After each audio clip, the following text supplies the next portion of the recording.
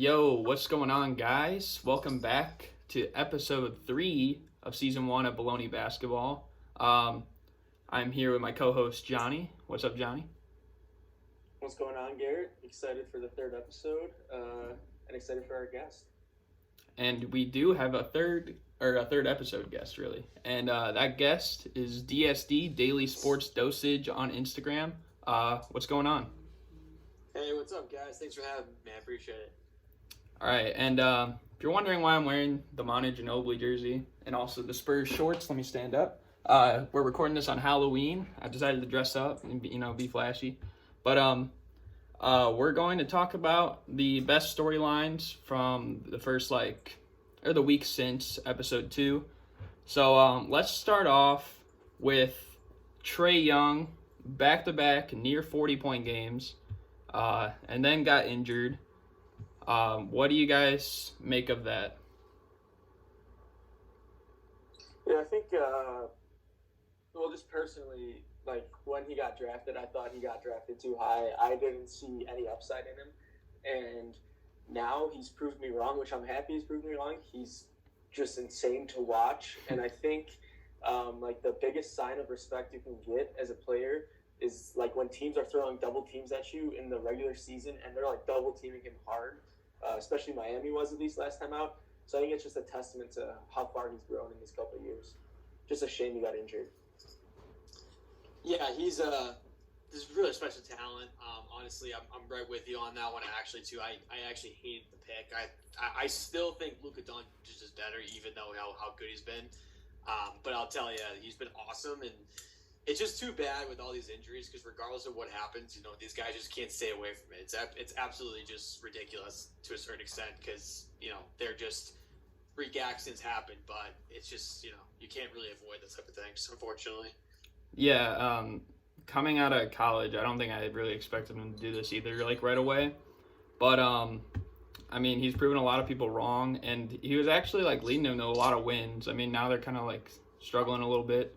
But, yeah, it's still super early, though, you said. Last year he was awesome, and legitimately, they didn't make the playoffs, but, they were close, and they were really good. And towards the end of the year, and he was a freak. The guy is legit, and it's just a shame. It really is. I just hope he comes back, really healthy and all that type of stuff. Early reports are, and now they've been confirmed that it's nothing serious. That we're recording right now and they're playing Miami right now. They did say if it was a playoff game, Trae Young would be playing. So yeah. That's at least a good. That's good. Yeah, definitely. And with that fall, I don't know if you guys really saw the clip. I was a little concerned it was a high ankle sprain, which I don't know if you guys really know much about that injury, but the high ankle sprain is a killer. It takes forever to heal.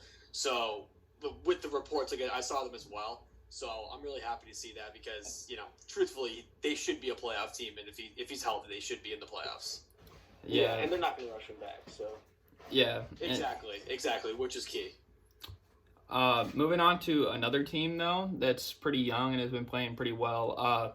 The Phoenix Suns. They played the Denver Nuggets. They lost in overtime. Very close, got blocked at the end. Beat the Clippers. And really close with the Jazz, and they just beat the Warriors pretty convincingly. So what do you guys think of the Suns this season?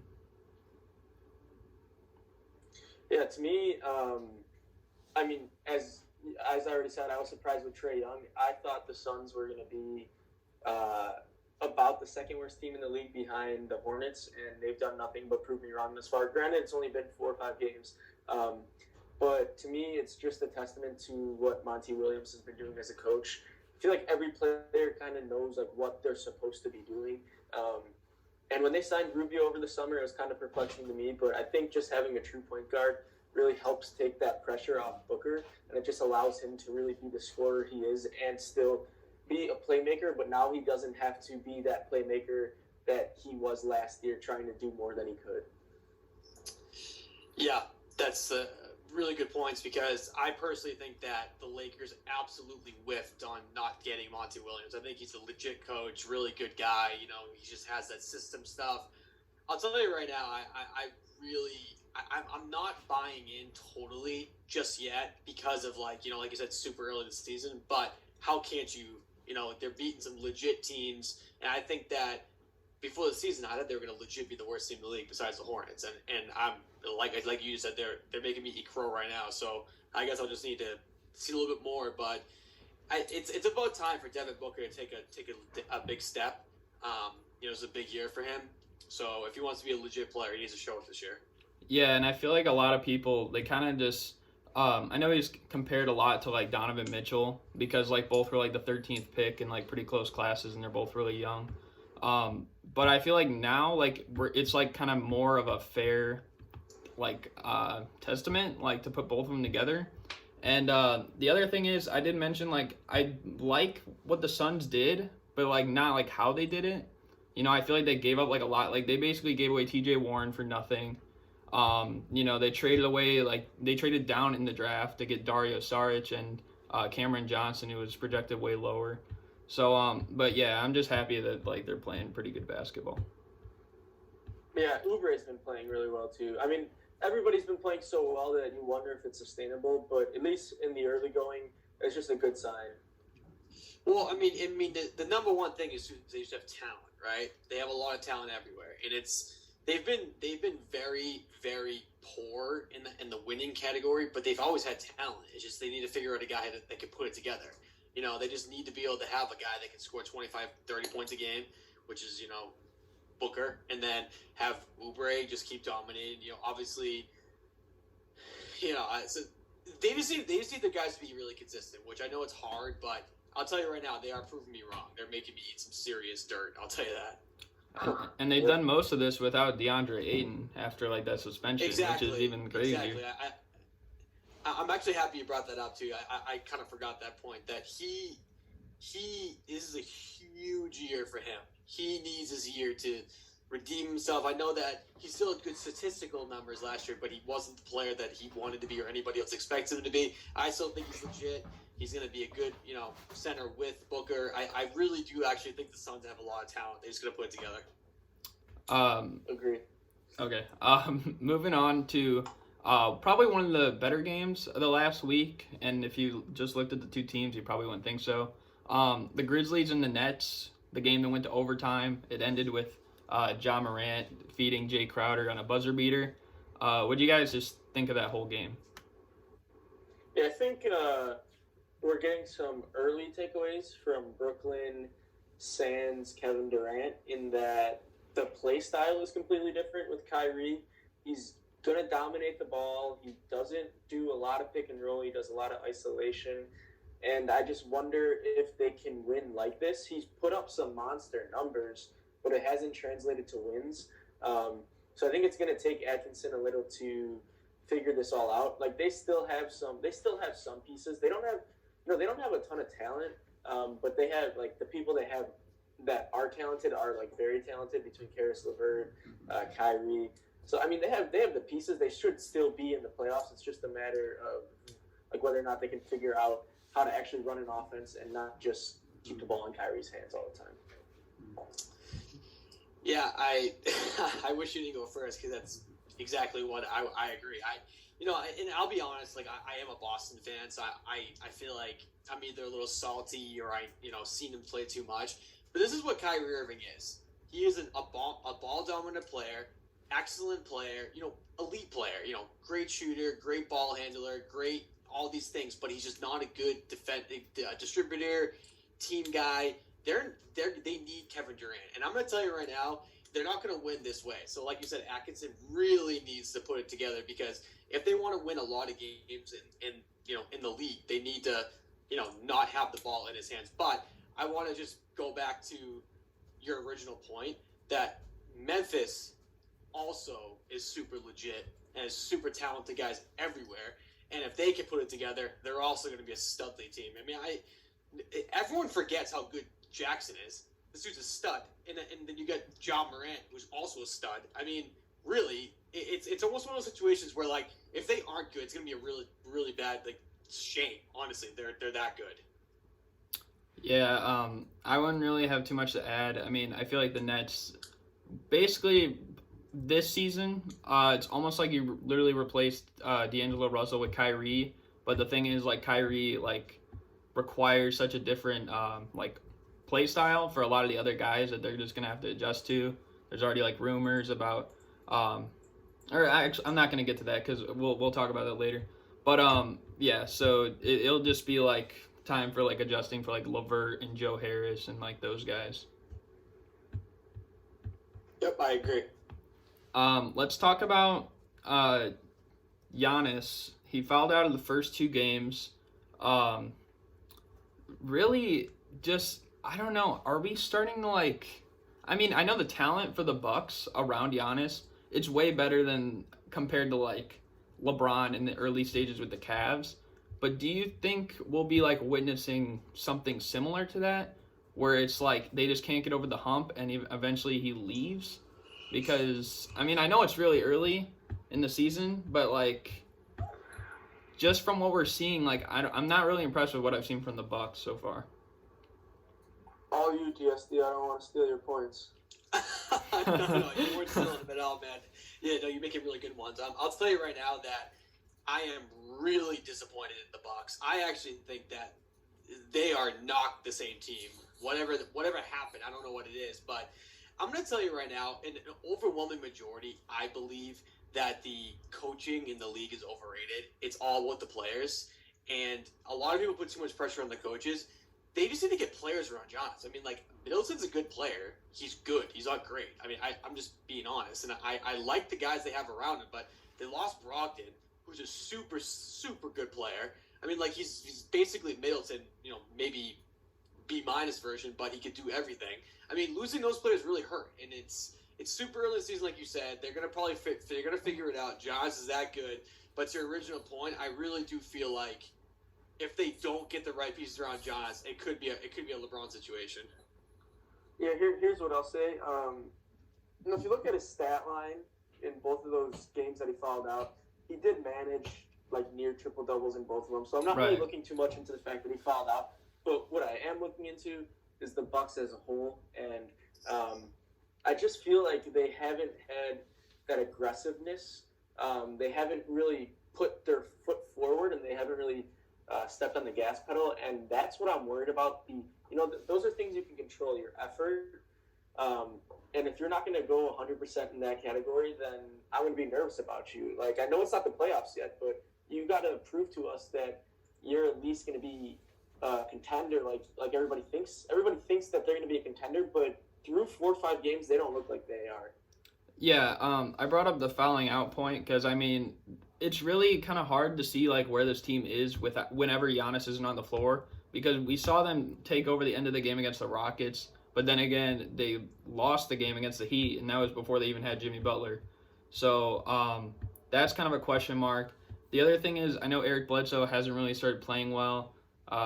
Some people might think, like, maybe trade him, but I think the main issue is probably Malcolm Brogdon, which I still think is probably the most underrated move of the offseason, honestly. Yeah, I mean, and I think it's actually unfair to Eric Bledsoe because, like, he is not that great. He's a good player, like we talked about before.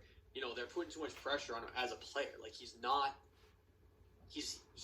like a tier 1 point guard. Like, it feels like that the Bucks are just kind of like, whoa, we got Giannis.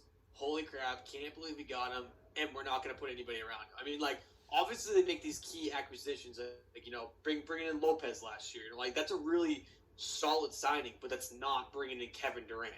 You know, they need to get that next tier guy, and I don't know if it's maybe Giannis not getting involved, but they need to get that next guy if they want to be legit.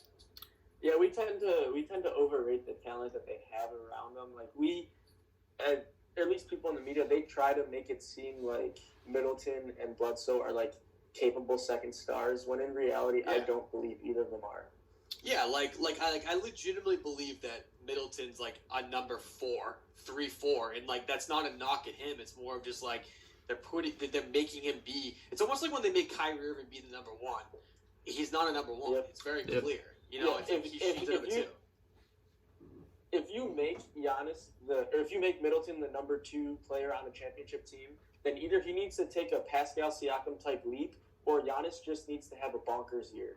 Yeah, exactly, and that's too much pressure on Giannis because if he has one bad night, they're cooked. Exactly. Yeah, it's just really kind of hard to like kind of gauge him as like a duo with like Giannis or either Middleton or Bledsoe. But let's talk about a duo that's kind of cemented themselves last year in the playoffs with the Portland Trailblazers, Lillard and McCollum.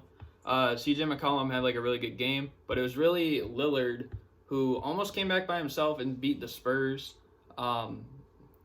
This shouldn't be like too long, but what do you guys think of like that? The biggest takeaway for me is just Lillard's the second best point guard in the league. Like I don't even think it's competition. To me, it's just that easy. Like that's kind of what I took away from this.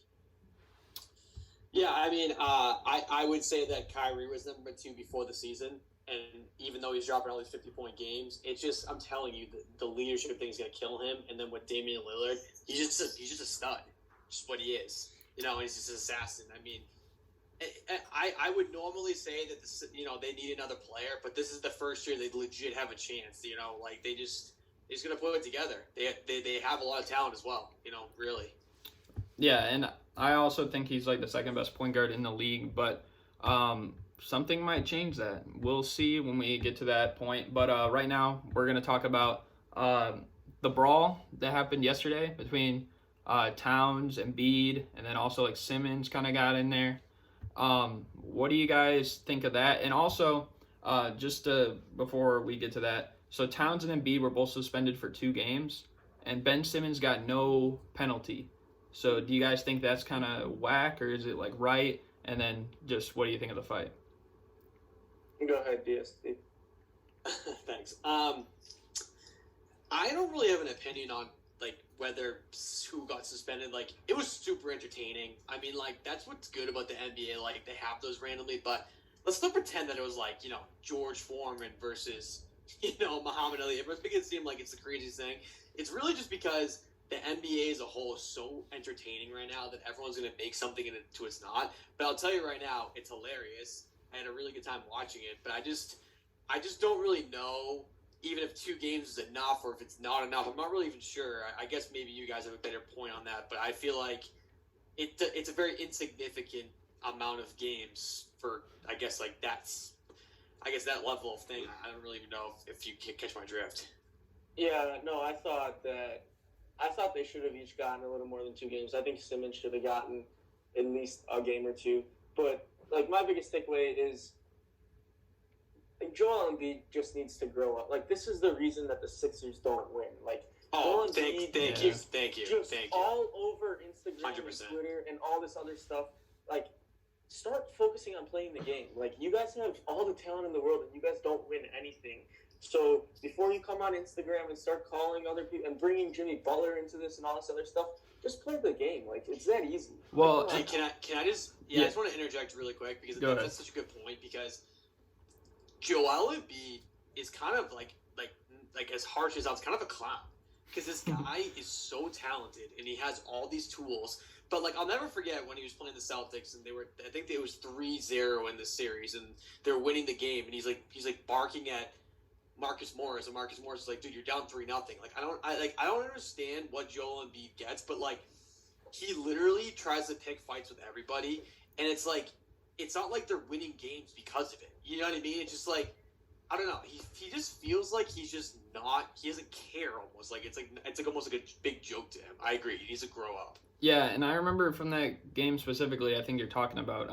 He did like a crazy dunk, and then I'm pretty sure like he like raised his hand up in the air like.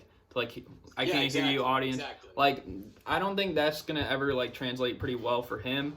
And I mean, the other thing is like he kind of mentioned in the off season he was gonna like stop like his social media nonsense. Obviously, that's still continuing. Like, there's a difference between like in Game 3 last year when they're up against the Raptors and he does like the airplane down the court, as opposed to like when Shaquille O'Neal got the dunk to seal the game in Game 7 of the Western Conference Finals, and then they go to the finals and they win the championship.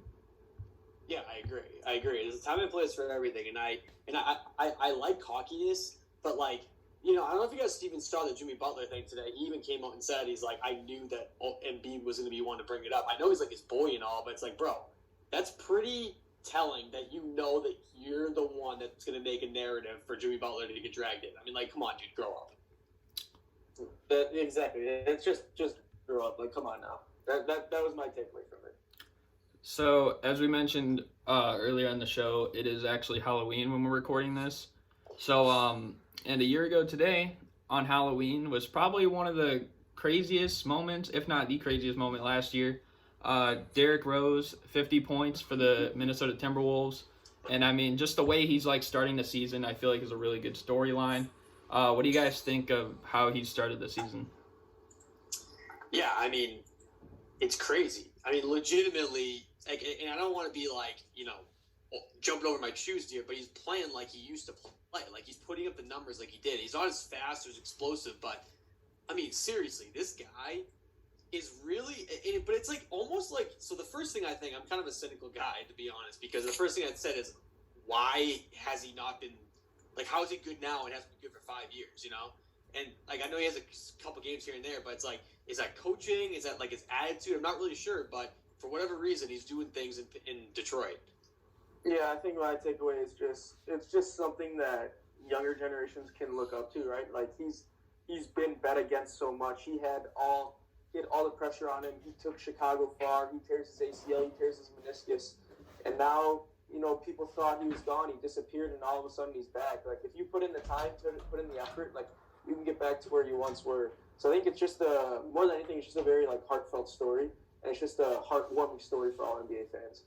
Yeah, well, I think the main reason, I mean, I know you mentioned, like, the last 5 years, like, he hasn't been good, but I think, like, the reason, like, his complete downfall really came from, like, the Cavs team, which was kind of just, like, a disaster all in itself. I mean, Isaiah Thomas, like, his career kind of, went down then. Spot for him. Terrible spot for him. Dwayne Wade was playing worse then he actually ended his career. And people thought Kevin Love would actually step up, too, but in reality, he was playing, like, arguably worse than when he was with Kyrie and LeBron. So I just didn't think that whole team was kind of messed up. But as a D Rose fan too, I'm actually glad that he's kind of getting back into the groove of things. Yeah, I agree for sure. Let's talk now about the game yesterday with the Suns Warriors. Suns literally, I mean, we already talked about the Suns, but let's talk about the Warriors side of things. They look bad. Steph Curry apparently broke his wrist in the game. They fall to 1-3. I mean, I think we can all agree this is basically not a playoff team now. Like, after that injury, like, I don't see them making it unless it's, like, something miraculous. But what do you guys make of the Warriors?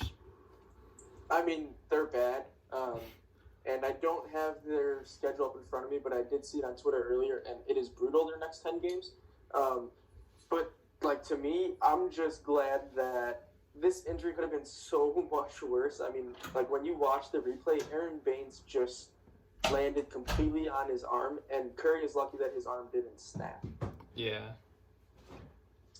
Yeah, no, I agree. I thought everyone was losing their mind when they were saying they weren't going to make the playoffs before the season with Curry, and now I'm like, yeah, okay, good luck. I mean, like, it's just I hate to say it, but it's good for the NBA because it gives another team an opportunity to get in there. Like, think about all the teams that are going to get in there now, but the number one thing that it takes Steve Kerr off the hook to actually have to coach, because I think that Steve Kerr is so overrated, it's not even funny. Because the guy literally just, like, it's not that it's not even that he's a bad coach. People give him too much credit. It's like he had all these superstars, obviously going to be good. I was actually excited to see if he can actually prove me wrong, but he can't because the team's too bad now. Yeah. Yeah, he used to just be able to sit down there and be like, yeah, get the ball to Curry, get the ball to Durant. Yeah, exactly. Like, I mean, like, and I'm not trying to take anything away from him as a guy. Like, he's a great player, all this type of thing. But, like, I'm just saying it the way it is. Like, he gets too much credit. Like, Mark Jackson could have done the same I think he's doing right now. Yeah, well, I know you said it's good for the NBA, but honestly, I mean, Warriors fans might not like to hear this, but I think it's good for the Warriors too, because now they're going to be able to tank. They're going to get a good pick in the draft. They could probably trade D'Angelo Russell for, like, maybe depth on their team, and they're going to have Curry and Clay both coming back, like, healthy for next season. I mean, Curry could still play this year, but I I don't really think he should. But it almost reminds me of the Spurs in 1997, because like they were like a perennial playoff team, like one of the best teams in the West. And then David Robinson got hurt. Sean Elliott missed like half the year. They signed like Dominique Wilkins, which was kind of like a weird signing, like D'Angelo Russell, I guess, for the Warriors. And then like they drafted Tim Duncan. They got Jaren Jackson, and then they ended up like winning a championship in 2 years. Now I don't know if they're gonna win a title, but I just think like that's kind of a similar situation. Yeah, can I just say one thing about that too? I just thought it was an interesting point. I think that D'Angelo Russell is a really interesting guy because the guy's just getting like totally like just screwed. Honestly, he just can't find a spot on a team. This team's gonna be awful. He's gonna average like 20 points a game. He's gonna be the guy. Then they're just gonna trade him. I mean, like, it's kind of crazy. And I think that they may be looking to move Draymond Green in the offseason too to get some more space. I mean, like, they're gonna have to like really change the team. I mean, like, and I agree with you that they. You know, it's probably a blessing in disguise because they're able to get both of the splash guys back on the team, nice and healthy next season and ready to go. But, you know, they really need to, like, just take this year as just a loss, it feels like, instead of rushing everybody back. Yeah, I don't want to speculate too much. I kind of just want to see where they go from here, but it's going to be interesting for sure. Now our next thing, we got like 5 topics that we're going to run through. I feel like we could run through these pretty quickly. About like, I think you guys picked like 3 for each of these, or no? Yeah. Okay. Yeah. Okay. Yeah. No, I did. So I got 3. Underperforming players so far. DSD, you can start off. Sorry, did you say underperforming players or just performing players? No, underperforming. Oh, I mean, like, you know, I don't really want to point fingers at Eric Bledsoe, but that guy's been terrible. And he's been like, you know, he's just been falling flat on his face. It's just like, it's almost unfair for what's going on with him because he really is becoming like the third option. He's just not that guy. I mean, there's other guys too, but I point to him directly because everyone's talking about him being like, you know, legit for the Bucks and all that type of stuff. He's been terrible, really. Yeah. Who else you got? So, there's been some other guys too, you know, it's more of just like, the problem is that when I watch the games, like I really just watch like as a team as a whole. So I'm trying to think of like a specific guy, like outside of that. I think I misread what you guys wanted me to do. I kind of picked 3 of those topics. I didn't pick 3 of each one. You're good. You're good. No worries. You're good. I went, my 3, I went Tatum. I was just expecting a bigger leap this year. I went Zach LaVine. I think he's been, like, underwhelming. I actually was going to say Zach LaVine as well. Third one was Mike Conley. I know he's adjusting to a new team and all, but, like, he just has been completely off. So, and it's early, but these are just the 3 guys I picked early. Yeah, I also had Conley on my list, but I also had Chris Paul. I feel like he's taken like a back seat. I mean, probably because he's unhappy where he is right now. And I also had Aaron Gordon. I'm pretty sure last time I checked, he was averaging like 7 points a game. Like Aaron Gordon is capable of way more than that. Yeah, for sure. Who'd you go with for your impressive players? So, I would say Kawhi. Obviously, he's just been really good. You know, Giannis with his triple doubles, and it's just kind of tough too, because like I actually think that like, you know, maybe statistically he hasn't been great, but I think Kemba Walker's been really good. He's been really good in the Celtics, and the number 3 guy is. I mean, how do you not put Kyrie Irving on there? Honestly, the guys would just drop a bucket, just can't get any wins. Honestly, he's just been studly. Interesting. I actually had 3 completely different players. I went Trae Young. He's impressed me a lot. Second one is Siakam. I mean, this guy's just taken another enormous leap. And then third one, I picked Cat.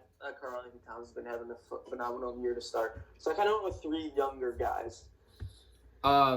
I went with 3 guys completely different from both years.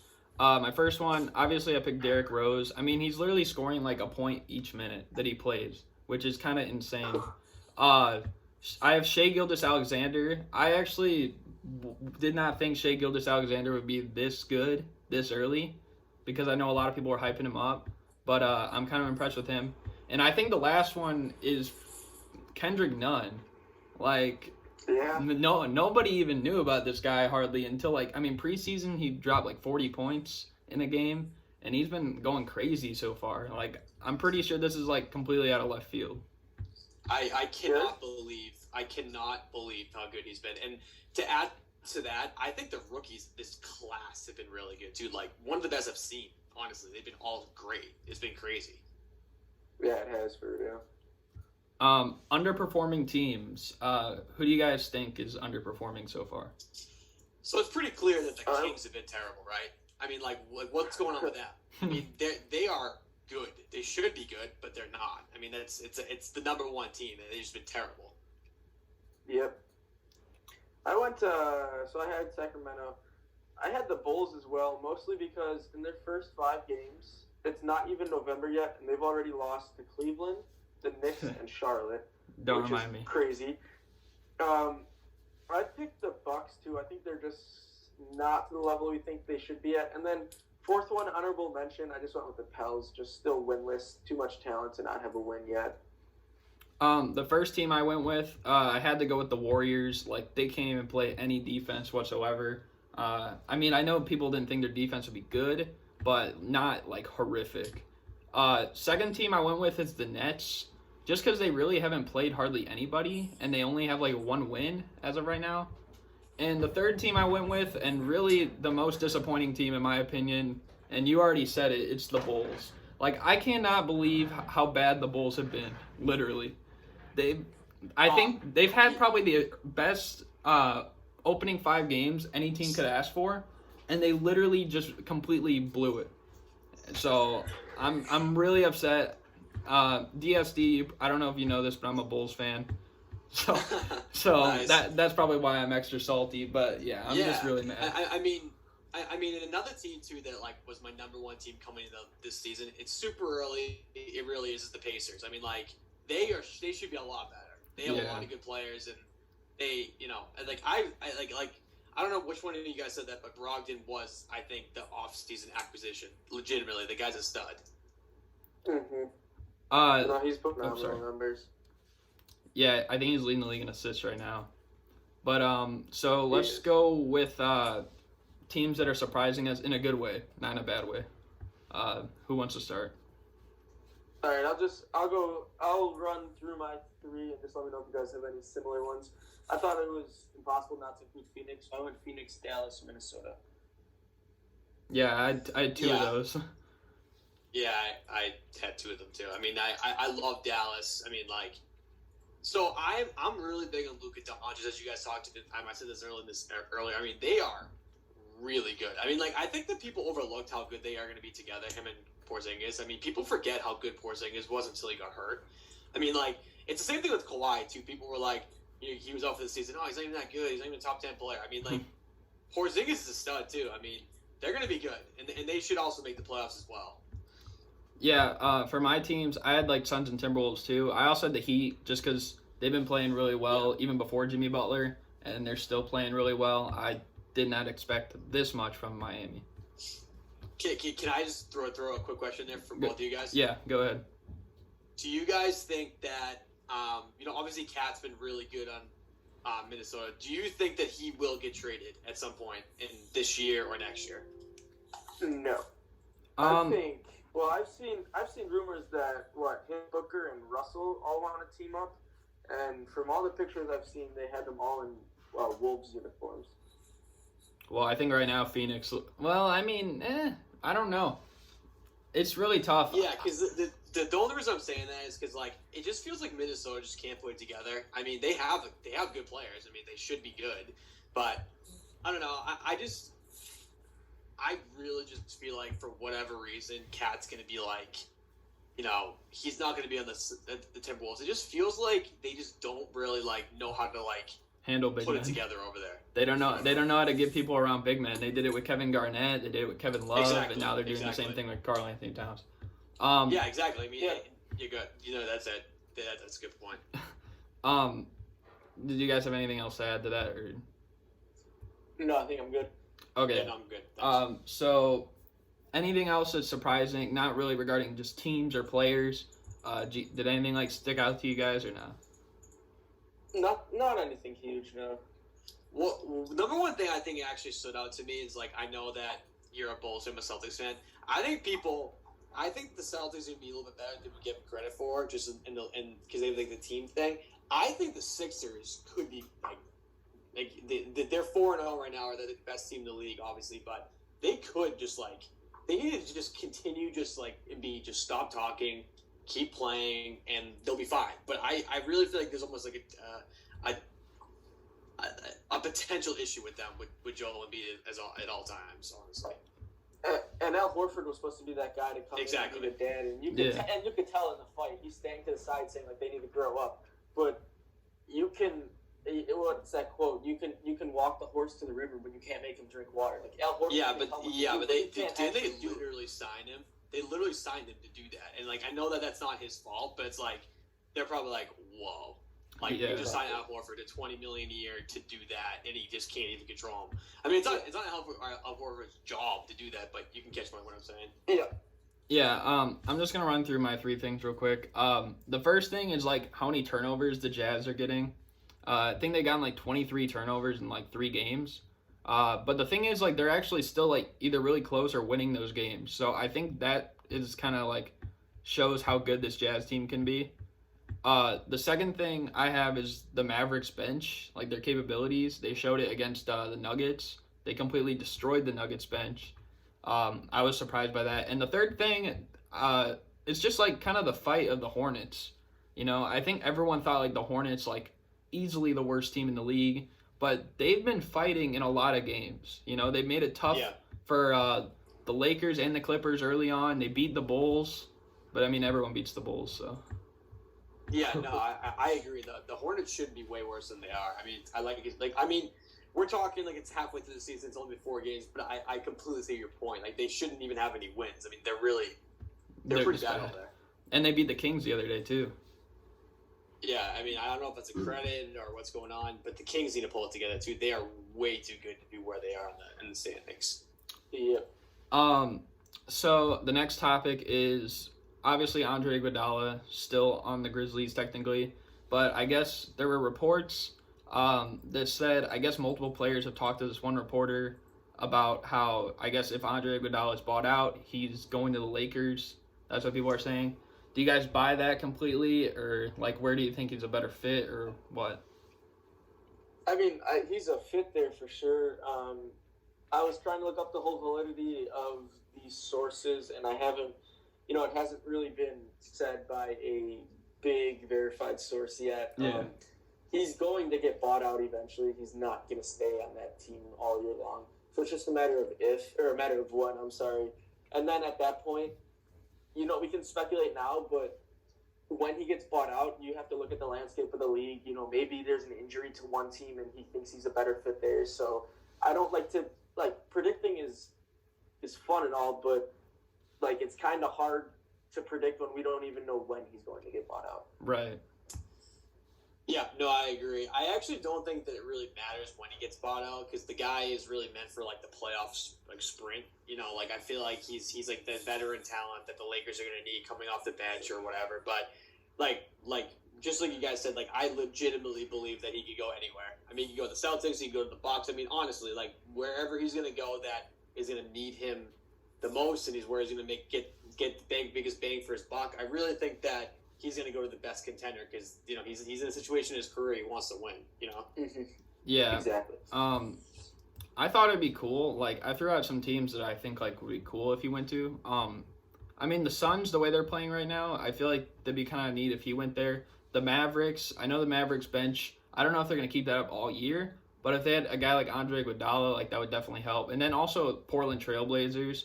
I feel like their threes are probably like the weakest spot on that team. So he could definitely help them there, especially for the playoffs. Yeah, at this point in time, I'm almost positive he's only going to go strictly to a championship contender. So that's kind of where I narrow my focus. Yeah, I sorry. could see him going the Mavs though, depending on where they're at, and because like I do think that what Iguodala's like specific thing he's gonna want to do is he wants to be like a guy that gets like 20 minutes a night, starts sometimes, bench other times. I mean, like he is older, but I think that he still thinks he's really good. I mean, I really feel like he's just gonna go to like the Lakers or the Clippers, to be totally honest with you. But like you said, you don't really know until when it actually happens. Yeah, that's what I'm thinking. The next thing, I mean, we've talked about Eric Bledsoe kind of playing like underperforming right now. I mentioned CP3 is underperforming, but apparently he would like to play for the Bucks. Now I know usually that doesn't really matter because I mean Kawhi wanted to play for a Los Angeles team and he got traded to Toronto like a year ago.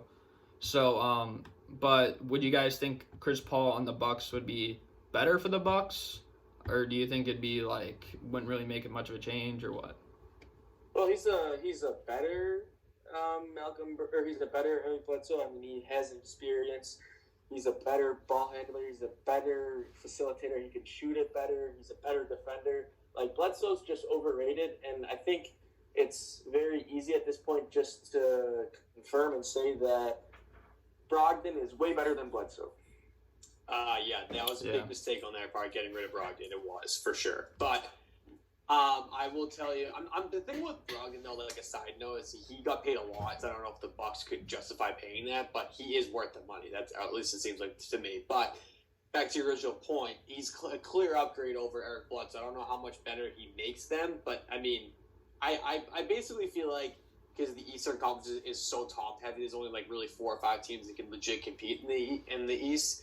So I think that there's a potential that having him there really does like boost them to like a legit guaranteed top 2 team. But I mean, he's not the way he used to be. He's not as good as he was, but he's still a good player.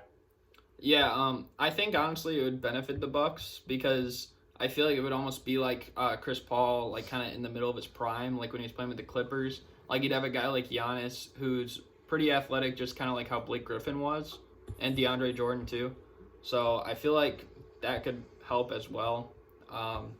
But yeah, I think he's definitely an upgrade over Eric Bledsoe too. Yeah, 100%. And I also just want to note this too. I think that Chris Paul is an interesting guy because I think that he actually potentially can make teams worse depending on what type of offense they're in. And I don't think that way about the Bucks though. I think he would actually fit really good with them because they need a guy that can take the ball up when Giannis, or isn't just dominating the ball. They need more than one guy. And like Chris Paul is definitely an upgrade over Eric Bledsoe. It's like so clear. Yeah. Next up, Kyrie Irving. The reports about his mood swings. I know like DeAndre Jordan came out and like said something about that, and like it was kind of like supposed to be like a joking matter and stuff. But I mean, do you think we're already seeing like part of like Kyrie ruining like the locker room like nonsense or? I don't know. I try not to delve too much into a person's, I guess in a sense you could call it mental health. I don't know. Like, to me, let the guy live. Like, stuff happens.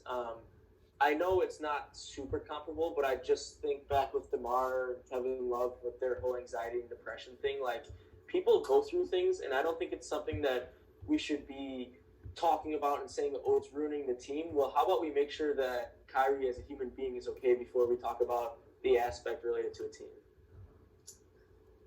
Yeah, I don't know if you guys are like my answer, but I saw this coming 100%. I knew that this is the type of guy he is. He's always been this guy. I think that, but to your point, he's still a human being. Like, you got to understand that he's going to have a bad day here and there, and that's okay. But, like, he really is just, like, and once again, it's probably me being salty or whatever, but I feel like he really isn't what he is like. He isn't what he's marketed of, I guess. He's not marketed exactly the way he actually, or advertised rather. And he's just, I don't know. I really feel like he's going to hurt that Nets team. Until Kevin Durant comes back, there'll be no issues. Yeah, I think last year kind of proved that too because, I mean, if this was like last season and he was with this Nets team, I feel like a lot more people would have them maybe like a 4 seed or something, maybe a 3 seed. But I feel like a majority of NBA fans had him around like 6 or 7 this year. Like, kind of knowing like what Kyrie Irving's gonna bring as like the number 1 option. Like, got to take into account like the chemistry and all that stuff too. Yeah, I agree with that for sure, actually. And it's not even a knock at Kyrie as much as just like, I think it's more of like identifying what kind of player he is. He's an elite scorer, he's an elite dribbler, he has all these good things about him, but he just can't be the number 1. If he's the number 2, he's a great player. I mean, like, it's pretty clear that it just didn't work in Boston. And let me tell you, it probably just wasn't him. It was everybody. There's a lot of different combinations that didn't work, but I do believe that he is not a number 1. I really believe that. Yeah.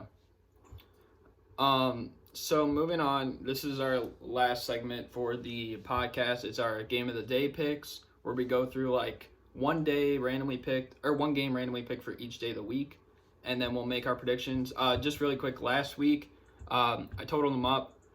So me and Johnny, after this Hawks Heat game that literally just ended, we each got 2 out of 7 right, which is kind of surprising. There were a lot of surprises this week. A lot of the games seemed like they were clear favorites. At least. Yeah. I remember like 4 of them seemed like they were like no-brainers. But that's basketball for you. This is the time of the year too. It's like you just don't know the team yet. Once we get like 20% through the season, we'll be able to really identify who's who. But last week was a nutty week for that NBA. Let me tell you. And then the other thing, also Pace 2K, who was our guest last week, he got 3 of the 7 right. So I guess technically like he had the most. But overall, it was kind of just a weird week, I'd say. So now let's move on to our picks for this coming week. So let's start off on Friday between the Spurs and the Warriors. So which way are both of you guys leaning for that game? Spurs. Yeah, I'll go Spurs. Yeah, I'm also going to go with the Spurs. Do you guys happen to know the spreads too, or it's literally just? I can see if I can pull them up, but the thing is, it's kind of far out. It's kind of far out too. These being games into the week, it's kind of tough. No, it's fine. I'll just do pick 'em. I was just thinking in my head, but the Spurs. We're just doing pick 'em, so we're just simply saying who's gonna win. So I'll go with the Spurs. Saturday game between the Nets and the Pistons. Who do you guys got winning that? I'm gonna go with the Nets. I like Brooklyn as well. I'm gonna go with Detroit again. I feel like I'm really showing myself because I picked Detroit like 3 of 3 times. Sunday between the Bulls and the Pacers. Who do you guys got? That's a good game. Not really, but yeah. I guess I'll. Yeah, well, I'm saying like they should be better. They really should be. Yeah. I'm gonna go with the Bulls. I have Indiana. It's like a not so good game. I'm gonna take the Pacers just because the Bulls have really let me down, and I think really the Pacers actually are a better team. The Pelicans versus the Nets. Who do you guys got winning that? Oh man, I really want to go with the Nets, but the Pelicans need to get some W's here, so I'll go with the Pelicans. Yeah, I have the Pels. I'm also gonna take the Pelicans. I feel like they've kind of played a lot of harder teams. I mean, yeah, definitely. So yeah, I feel like that's kind of the reason they're winless right now. But they've been playing them pretty tough too. Honestly, they're a really talented team. Yeah, they're in every game that they're losing, which is a good sign as coach. Yeah, I didn't want to put them as like one of my like underperforming teams because I feel like they've played like a lot of competition so far compared to other teams. And that they have a whole new team. Like, what do you want? They're just putting together, you know. Yeah. Tuesday next week we have the Spurs versus the Hawks. Who do you guys got winning that? I got the Spurs. Hawks. I got the Hawks. I think Trae Young's probably could be back by then, but maybe. Possibly. I think I'll take the Spurs either way.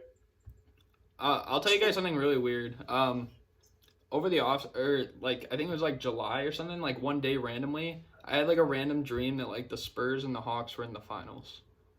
Like this year. Oh man. Yeah. So if that happens, I mean honestly, bro, like that could be a finals preview. In your life.